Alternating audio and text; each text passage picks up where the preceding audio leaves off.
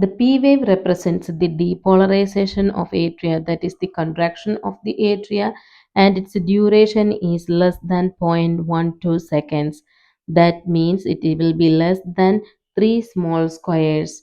When it comes to the amplitude, that is based on the location in the ECG lead. So it will be less than 2.5 millimeter. That means less than two and a half small squares in limb leads, and it will be less than one and a half small squares in the pericardial leads. As you know, when you look at a P wave, it can be divided into two.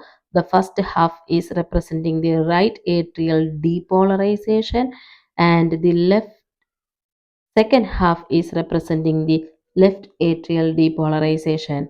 So the right atrial enlargement, it will show an increase in amplitude of the right side, that is more than two and a half small squares. So when it is going tall, it's called P pulmonale.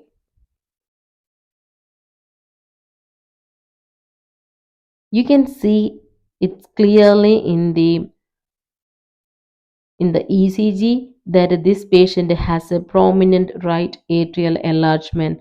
So the P wave is tall. It's known as P pulmonale. So it's a more than two and a half small square boxes. In lead V1, you can see the P wave is biphasic. It is similar on both sides.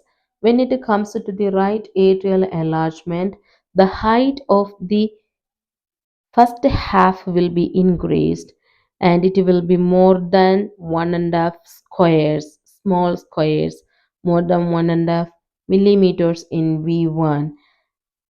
This can be clearly seen in this ECG. So the first half is more than one and a half millimeters in height.